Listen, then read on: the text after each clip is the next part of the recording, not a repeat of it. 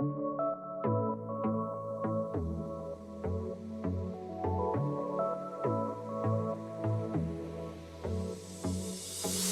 everyone. Welcome back to the Nuance Needed podcast. I'm Amanda White. And this is Sam Dalton. And Amanda, we've switched places today. I know, I was thinking that. Amanda currently has a full face of makeup on, and I absolutely do not. I really tried to channel you with the makeup, and one side looks okay, but the other one does not. I can tell when you pointed out. I can tell my eyes don't look. I look like I have two different eyes today. Are you using the marker? Yeah, the marker, but it's like such a thin tip. You have to like bend it, and so don't bend it. But it's too not firm. Use the length of it. So you kind of like, you don't have to worry about like using the tip and then bending it. You just like, you kind of use the length of it. Well, I think I was able to do that on this side, but then I just kept like really filling it in, and it got bigger and bigger. It smells your fear. I know. It can feel that you're afraid. I know. I'm just not practiced. I know. You just have to do it. You just have to do it every day. I know. But now, like, whenever I put on makeup, it's so, like, alarming to people when I put on. I know. I was like. Yeah, especially eyeliner. People don't recognize me. So, I like to do a jump scare because people are like, wow. I straightened my hair last week and nobody knew what to do. Last week? Why didn't you send me a picture of this? 2 weeks ago. I posted it to my stories. Okay. I didn't think you wanted a selfie of me. I took the picture, I thought about it and I was like, I don't think she wants like a glamour shot of me in her phone. I definitely do with your hair. Okay. With your hair straightened. That's so interesting. I'll pull it up and I'll show you very quickly. I think for anybody listening, I know I posted it to my stories and some people were like, what's going on? I'm like, just wanted to ruin my hairdresser's day. Oh my God, that looks so good. I know. He did like such a good job. It lasted for about 10 minutes. Oh, that's how my hair is with curls. Because of the humidity. If you put curls in my hair, it lasts for 10 minutes, no matter what temperature it is outside. No, the humidity, absolutely. It just like, it started to like curl in and under. And I was like, okay, this isn't working. But regardless. That's cute though. Thank you. We're going to do just like a fun episode today about some of our hot takes that if we offend you, please don't be offended. That was a really helpful thing to say. If we offend you, just don't. That's really the long and short of it. Just don't bother letting us know.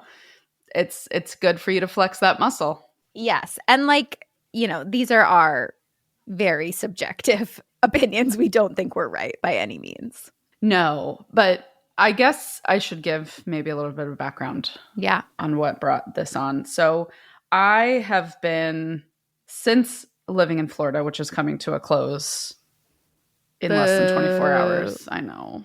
I still hadn't been to Disney or Universal, which is about like an hour to an hour and a half from where I live. Mm-hmm. And I planned, so I just went last week. So today is the 23rd. So a week ago I was there. And I had planned this trip all the way back in April with my cousin. When I went out to visit my cousin back in Salt Lake City, she told me that she really wanted to go. And I was like, oh, well, I do too. So we'll just plan that for fall break. Then September, I realized I was moving and I was going to be moving the week after. And I was like, well, I still want to keep the trip because why not? Yep. And what we didn't realize was that the entirety of the South also has fall break that week. And the entirety of the South was at Disney World, specifically Magic Kingdom. On October 15th, all of the South was at Magic Kingdom. Mm-hmm. And I know because I was there. And you counted. I counted everybody. But no, actually, like, true story, that day, they hit capacity at the time of the fireworks. Okay, what is capacity? Every single one of the parks has a max number of people that are allowed. Mm-hmm. And once they hit that number by law, they have to stop letting people in. There was actually quite a terrifying crush situation that occurred where, so the other thing that they do around the time of the fireworks, well, they do it every night. They like fence you off. They cut off certain walkways and they try to put everybody in specific areas, and you can't stand in the walkways, and it's a whole mess, which when you have a standard number of people, it's really not that bad. But then we got trapped on this bridge, and there were so many people, and everybody was kind of looking around because nobody was moving. And then we saw that the staff had like those lighted, like the things you see on like the airplane tarmac, whatever. And they were kind of guiding people. And so we started to move, and there were so many people. And then 2 walkways converged into one. And I've never experienced anything like it in my life. And it was the first time in my life I realized, oh, this is how people get trampled to death.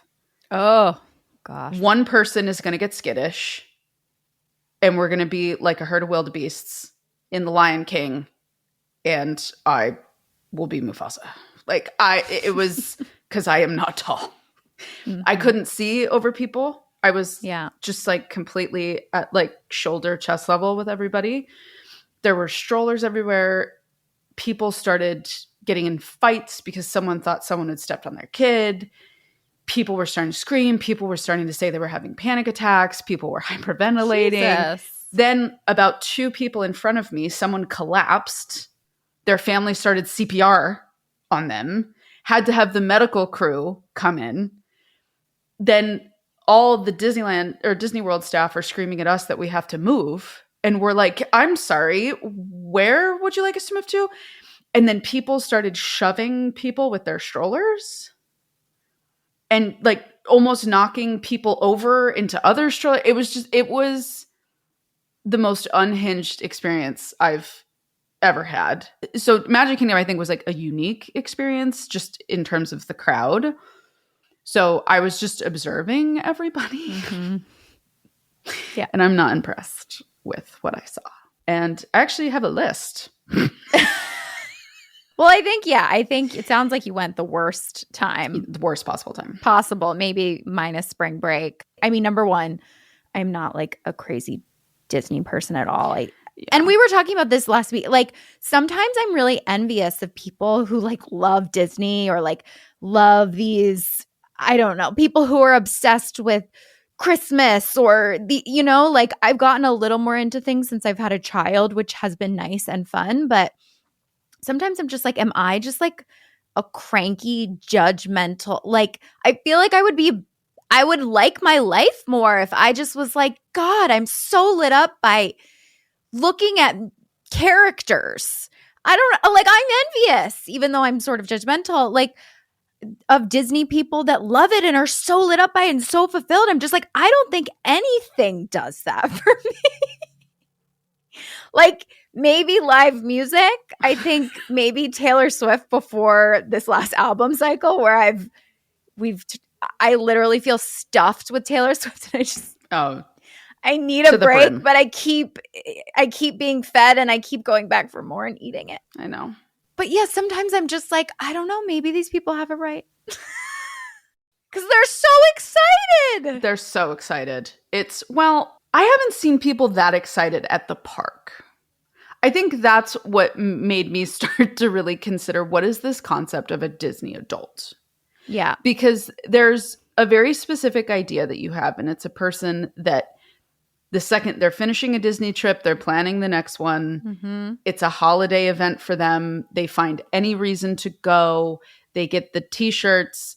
They get the passes. They know how to get all of the reservations to the restaurant. They know all the lore. They have the favorite characters. They have everything memorized, right? And I was doing a lot of thinking about this because there's also a Mormon component to this. Yes. Because Mormons love Disney. But why do you think they love Disney so much? Like, what is it about a person that is adjacent? Let me kind of explore the religious component of it, which I think will lead into the average person. Yeah. So with the religious component, I think it's one of the only places in the world where you can go and guarantee that it is going to be 1,000% certified family friendly. Yeah, you're not going to be exposed to anything like sexualized or adult feeling in that way. Mm-hmm. Disneyland has far less alcohol than Disney World does. Mm-hmm. Have you been to Disneyland? Multiple times. Okay. Yeah, see, you're much more certified in this. Literally the last time I went to Disney World, for some reason, my high school took a trip to Disney World for our trip. I don't know why. And I wasn't into it and was much more into trying to pretend to be popular and sneak alcohol and run away from the boyfriend at the time I had who I didn't like. So I literally went to Epcot, I think, and mostly hung out by the pool and tried to flirt with people. And I haven't been to Disneyland. And before that, I was a child and we went once. My parents were like, we have one Disney trip in us. One. In our lifetime. Maybe one more if we have grandkids. So we're going to go when you and your brother will both remember it. And that's it. And I think we went when I was 8 and he was 4, or I was 10 and he was, 6. See, I think that is a good age to go, actually, because it still feels magical. I've been to Disneyland 5 times. Because of the Mormon component, your friends and everyone in Utah go. Yes, and it's easy to get to. You just hop on I-15 and you don't stop until you hit LA, and then you take a left turn and you end up in Anaheim. So, yeah, Mormons love Disney because it's a very safe place. It's a guaranteed family-friendly place because at some point in your life, even when you become an adult, even if you're not married, chances are there are multiple people around you who do have children. And so it becomes this rite of passage that everybody wants to go because it's an easy thing to do and it's fun and you can go on rides and you eat good food and it's clean. It's very well kept. It's very well managed. Mm-hmm. And so I think you can also... And what I'm about to say encapsulates all Disney adults, regardless of if you find yourself to be a religious person or not. I think it's a place where emotional maturity is not required. But I think people love that, right? They're like, I can be a kid. Yes. And that's where I'm somehow I can't be a kid. No matter what, except maybe a little bit with my daughter. But even then, I'm really pushing myself. There was something about this trip that I felt very different going. I think I was looking around and it was shocking to see how many people looked absolutely miserable. Truly, genuinely miserable. The only people that I would notice who seemed to be having a semi-decent time were people in my age range who didn't have kids or families that had... The youngest was maybe 8. And the most of the kids were tweens, preteens, or teens. Those groups seem to be having the best time. I think it's easy to get tricked. I was telling you this over the weekend that my mom's wish is to take Peyton on a Disney cruise, my daughter. And my mom was like, whoa, we got to do the park before we go on the cruise so that she'll know the characters, which I'm like... If she watches the movies, she'll know. No, right. Also, this girl doesn't like going to the zoo a lot of times because there's too much stimulation. She's not going to enjoy going to Disney. She will not speak sometimes to my parents because she feels shy, who she sees literally every week. You think that if a human-sized Moana comes up to her, she's going to be excited to talk to them? No. I think sometimes as parents, you have this, there's something about Disney where you feel like it's your duty as a parent to bring them there, and it's the most magical place. And I wonder too, I think it's also just marketing as the happiest place on earth. I think it's I don't know. I try to check myself though sometimes because I feel like I'm so on the opposite side of the spectrum of literally my husband and I have taken Peyton on an airplane 4 times. And it was a 1-hour flight to North Carolina, an hour and a half to visit my parents. And the only semblance of a vacation we have gone on is to my parents' house in North Carolina. And that because I'm just like super realistic about like it's so much work taking care of her. I literally have taken so little time off since I've had her. And obviously I love her. Please don't judge me. But it's so much work. And it's like a lot of times taking a vacation with a young child is just parenting in a different location without your stuff. And it sounds pretty miserable to me. And that's why I just don't really do it. And I would literally rather work or I would rather like take a day or two off and have daycare. And I like plan all of my life around when daycare is closed. But also like maybe I have a really low tolerance and which my husband does say that I have a low tolerance for having a toddler.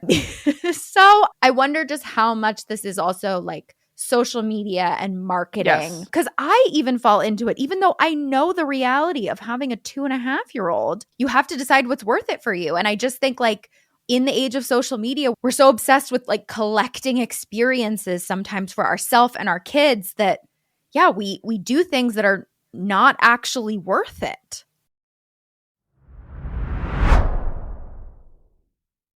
Okay, so if you're listening to this episode and feeling like, oh my gosh, I could actually really use a therapist, we've got you. My practice, Therapy for Women Center, has therapists licensed in 43 states across the country. This is also where Sam and I work, so if you're interested in working with one of us, reach out to us at therapyforwomencenter.com.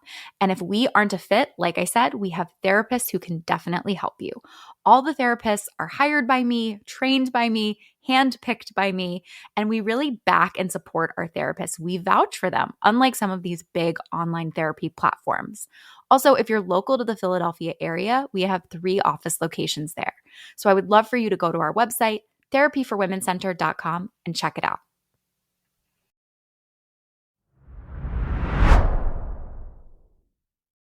I've been asking Mike to take me to a cooking class for like 4 years. And tonight was the night. And tonight, in his defense, I'm like a picky eater. So he's like, all of the classes that look good, you're not going to want to eat this. But he found a ravioli class. I was like, there is going to be beef in one of the raviolis. It's like, I'm like, yes, I eat beef. Stop.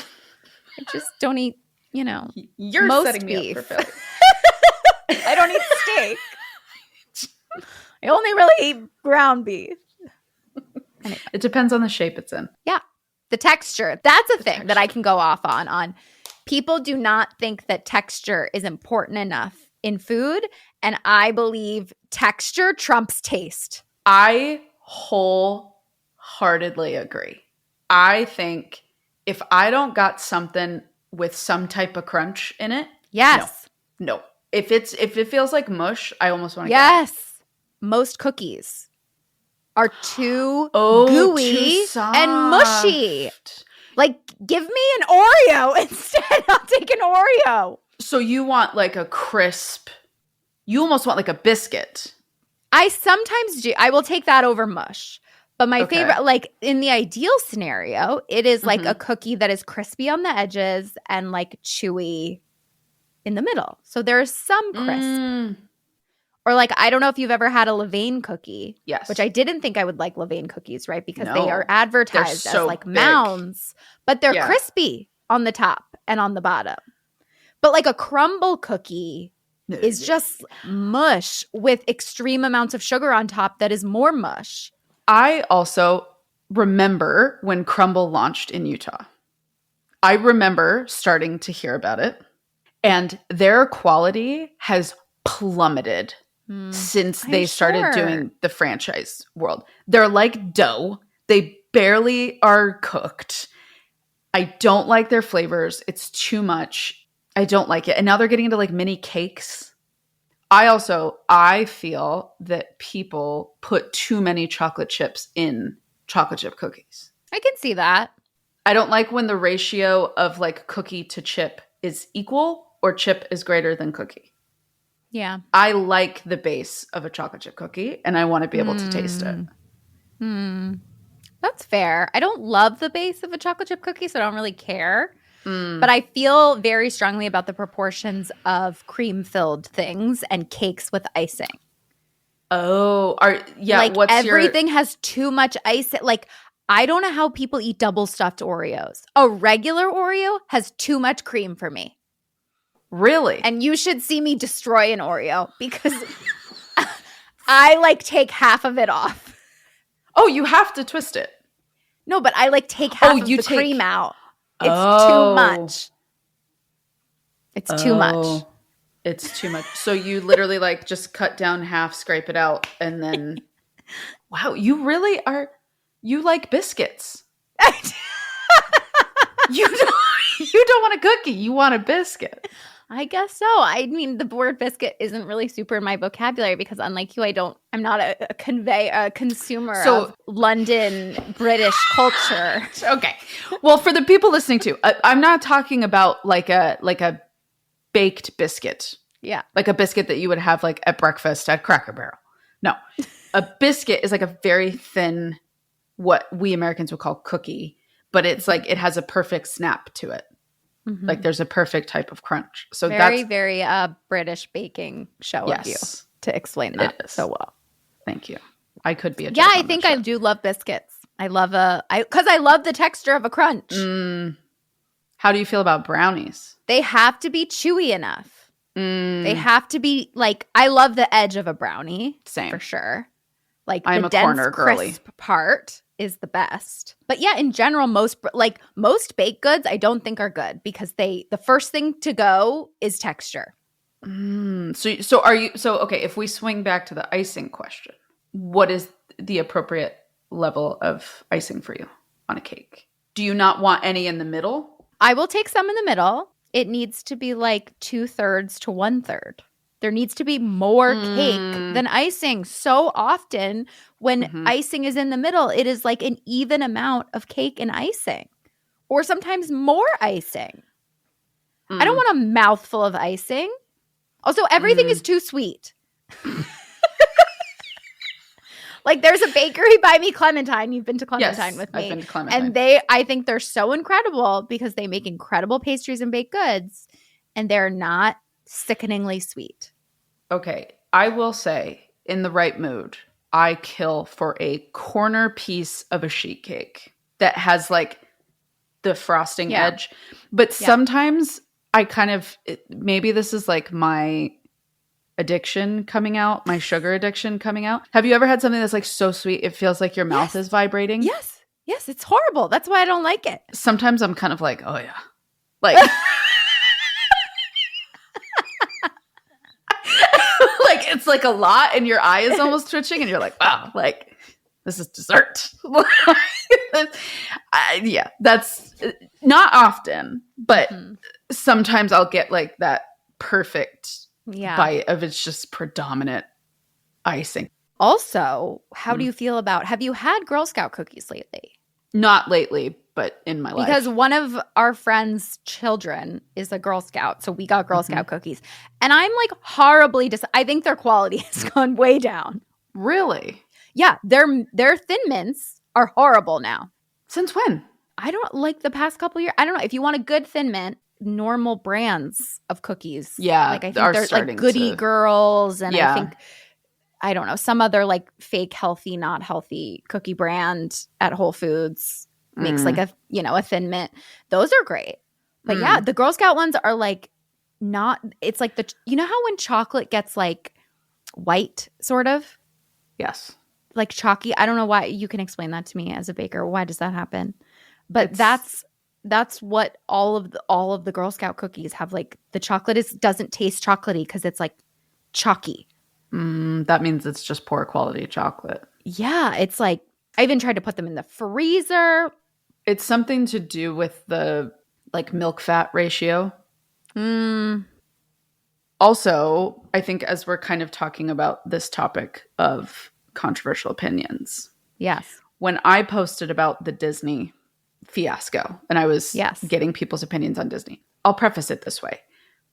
I feel like I am someone that enjoys Disney, but I am nowhere near a Disney adult at all. I don't consider myself in that territory in any way. I have a friend who's like a Universal adult. She goes to Universal. See, Universal I can kind of understand a little bit more because I think the Harry Potter element is interesting. It is cool. But then that gets into a Harry Potter adult.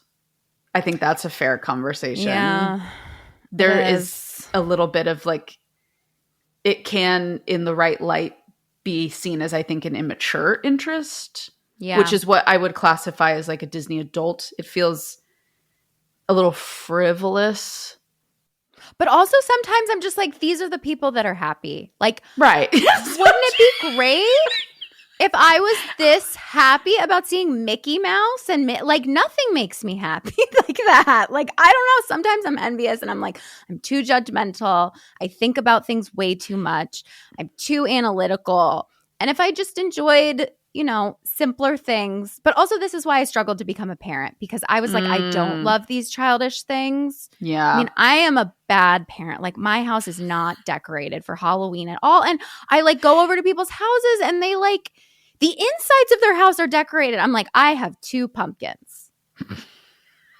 I don't know. My mom tries to give me all of her like tchotchkes and I'm just like, what am I supposed to do with this? I don't know. I envy the people that are so excited and happy to pull out all of their seasonal decor every season. But that is just not me. Except for Christmas. Oh, Christmas is different. The last 2 years I've been incredibly depressed because I've moved 2 Octobers in a row. And so I have not been able to. But I actually just now, I have rid myself of all of my decor. I'm starting over. Really? I'm a new woman. I'm turning 35 in 2 weeks. I'm like, I have to start over. Yeah. Did you bring a lot from Utah here? I did. I did a little bit of a clean out, but I brought almost everything.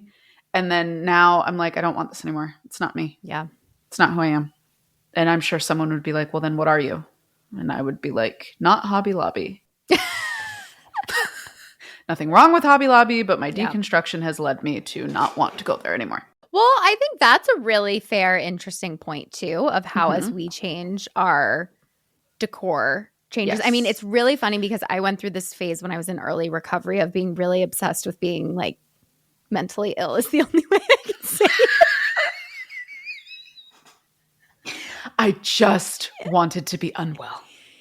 Well, I just was unwell, and I was unwell for so much of my life, and then I got sober, and then like all my friends were sober, so we all like would joke about being unwell, and it just like I used to have this shirt that I was obsessed with that said "More issues than Vogue."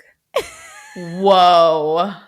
And I thought it was so cool and so chic, and I would wear it all the time. More issues than Vogue. Oh my God. I can see, as someone that worked on an inpatient psych unit, I can see someone like coming out in the morning in that shirt and all of us as staff being like, Jesus Christ on a bike. That is so good. But yeah, it's edgy. It makes you edgy. You're like, talk to me. And about I felt my like problems. I had like hid my problems for so long that now I was just like, this is me.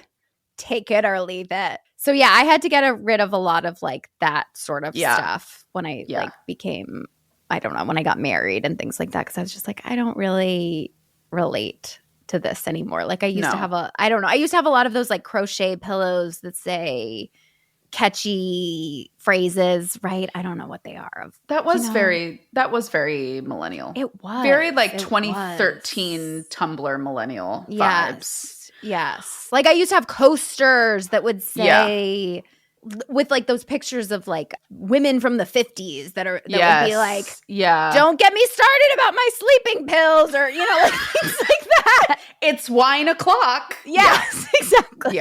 Yeah. We were into that for a moment. But I also think that led into like the wine mom vibe, right? Which was a very real, I think, millennial Gen X phenomenon. Yes. As social media came to be. However, I think we're kind of coming on this larger issue because what I brought up was I wanted to read some of the things that people responded to. Oh, no, you're fine. That was an important aside. As a result of my feelings about Disney, realizing that I think I was in a space where I clearly liked this much less than everybody else I was around. Even though everybody seemed violently unhappy, everybody was dressed up. I was not dressed up. I was not themed. Even my cousin had on a t-shirt. I did not.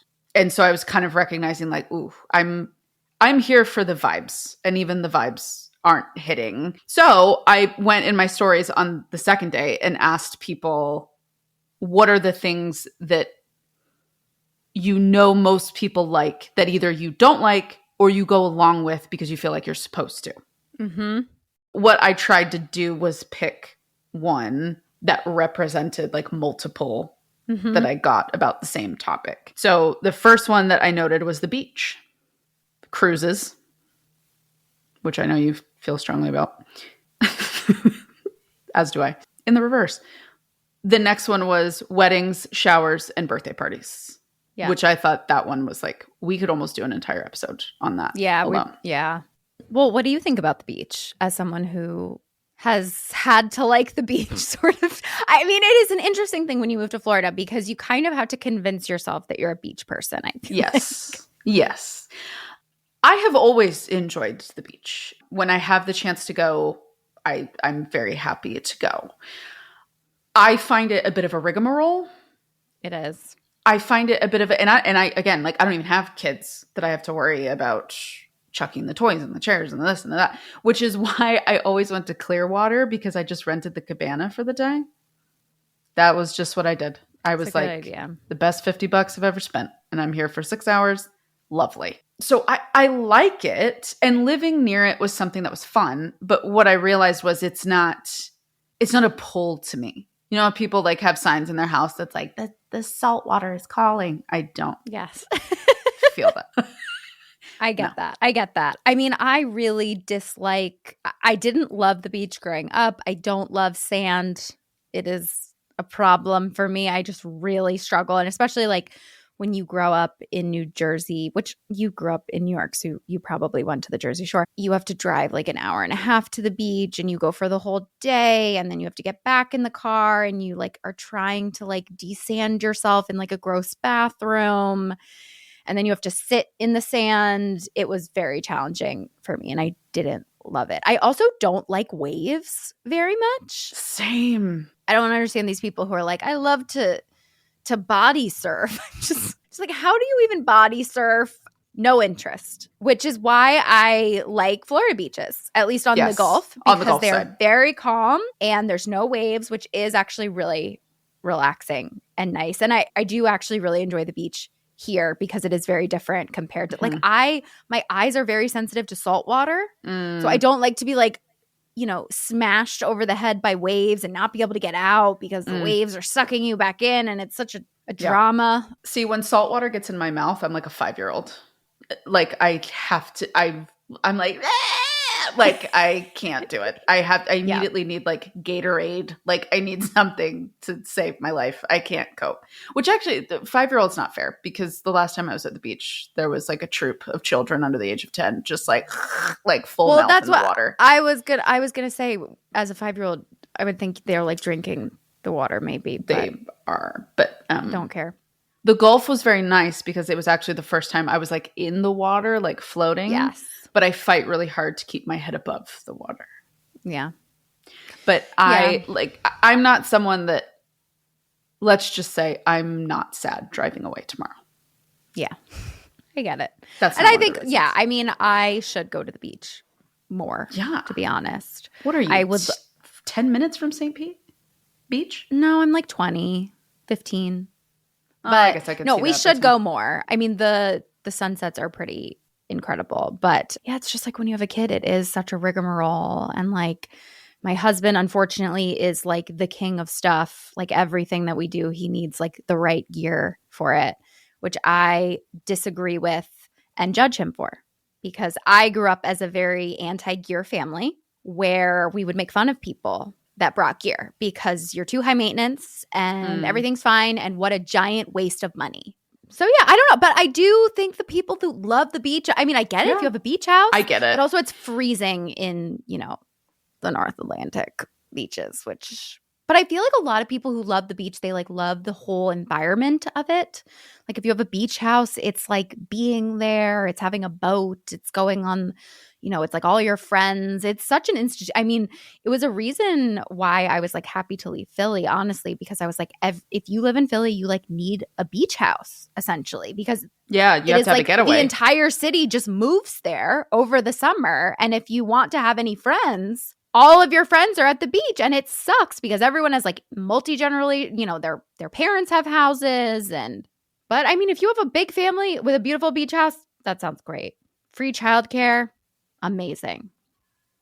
My controversial opinion, to go back to Mike's need for gear, is I don't want to have to do anything that requires gear. That's fair. Even for the beach. It worked well while I was here because I could go directly to my home and shower. And I'm an hour drive, but it's an easy drive. And I'm by myself, so I don't have to worry about like cleaning off baby. But I'm not a camper. Oh, I hate camping. I'm not a climber. I'm not we have to have the tent and the chair and the this and the that. I want to go where I can pay somebody to have already provided that for me. Yeah. Same thing. Like, I'm a resort girly through and through. Mm-hmm. I want to go to a resort. I don't want to be like, oh, we can just stay here and then lug it all over here. No. Yeah. No, I work too hard. I work too hard to work that hard on a trip vacation. No. Well, have you heard of the phenomenon of type 1 versus type 2 fun? Do you know what this is? No. I've heard the difference between like a vacation and a trip. Yeah. It's sort of like that. It's like type 1 fun is stuff that is like relaxing and fun in the moment. And type 2 fun is like stuff that you're like proud of after, it's like camping, hiking, things like that. Which I have a little bit of type 2 in me of like, I love to ski and hike and do things, skiing is a very gear heavy activity. What I have a hard time with is when I need to set up my living space. That's what I'm talking about. If I have to build a home, I'm not interested because I pay for a home. I think that's an extremely good way of putting it. Even if like I married a guy one day that's like, I would love to have a boat. I don't think I need a boat. If he wanted to care for it, fine. I think there's something in that. Like toys, I can kind of understand more. Yeah. We weren't a toy heavy family growing up, but I can understand it. But if I need to build my shelter, if I need to construct something to keep me safe from the elements, either during the day or overnight, or I need to prepare to go to the bathroom in the wild, I am not interested in that. I agree with that. Yeah, I do not like camping at all. Like the idea of it is interesting, but no, not actually. No. Agreed. Should we battle about cruises? Yes. Yes. Okay. How many cruises have you been on? 0. I love when people hate cruises and they've never been on a cruise, but I get it. Unfortunately, there's been a lot of really bad PR for cruises over the past couple of years. When I am somewhere, I like to plant myself in that place. What I don't like to be told is that I have to be back to the boat by 2 p.m. or I'm stranded in Aruba and some rescue crew is going to have to come get me. I don't want to live like that because when a couple of years ago, I went to Atlantis in Nassau, Bahamas, and that is a cruise stop off that people can choose to do, like the water park that's there. And the day we did the water park, we were in line for one of the rides, or the slides, I should say. And we had like our giant tubes that we got. And all of a sudden someone was like, oh shit, what time is it? And the whole family was like, oh my God. And then they realized they had like 7 minutes to get back to the boat. And it was just this huge stressor. And I was like, no. Yeah. Like the idea of the excursions stresses me out. I get it. Like if you just manage your time, you're fine. But then I don't like being that crunched. And then I don't like being around that many people and feeling like I can't get away and having to eat with the same people. Well, you don't have to. They did change a lot of that. Did they? So you can have your own table now and you don't have to do that. Oh, anymore. I didn't realize so that's very different. But I agree with that. I have like a mostly love, but also like hate relationship with cruises. I mean, it is really nice in terms of like, especially since I've had a child, you don't have to think at all. Like, I get the thing about feeling like you have to be back on the boat and stuff, but lately what my husband and I like to do is we like to go on a cruise to a bad place. So we don't care, on a really nice, great ship. And we upgrade our room so we have more. I mean, it's expensive-ish to do this. It's not cruises are pretty affordable, but if you do this, it's not a super affordable way to do it. But you go and it's a very nice to turn your brain off and just kind of be pampered the whole time and not have to do anything. So we love going with our friends, and we just drive down there, and then we go to a place that I don't care about getting off the boat. And you get a great meal. You get entertainment every night, which I love activities. I am an activity person. Give me lots of activities to choose from. They do a really good job on cruises of making you feel really special, which I really enjoy. The animals, the towel animals. Yes, they're just it's amazing that you're on this ship and we're in this together, and it is a remarkable journey that we're on. A family now. Yes. Aww. And they're just I don't know, the cruise director is just so enrolling, and they're just I don't know how to explain it. They just and I also I'm very interested in how well run they are. They are incredibly well run. They have some of the best service anywhere because they have to, because again, it has to be so well run. So I'm super obsessed with logistics and looking at how things run. So I love watching how they manage things. I think that's really fascinating. But yeah, I think if you do a cruise in a specific way, it's great. I mean, it's also it is really nice to constantly have access to a gym and constantly have access to, a lot of things. And especially when I was growing up and I had so much anxiety, it was nice for us to all go somewhere and you can kind of be apart but come back together. But it is stressful when you go to a really nice place and you want to have as much time there. Yeah. It sucks. And especially I've been on a cruise to Santorini, which is one of the most incredible places that you want to be there as long as possible. And literally they need to start making laws that forbid too many cruise ships from going, because it used to be cruise ships were limited by the amount of ports that were there. But now cruises have the ability to floating dock in the middle of. Yeah. And then they transport people off on the little boats. Yes. Yeah. So it's when I went to Santorini, I think it was 4 cruise ships all docked there at the same. And it was it takes hours to get off. It was, not great. No. So I would do an Alaskan cruise. I would go sit on my balcony and look at some orcas. That's what I would do. Maybe you and I will go on a cruise together.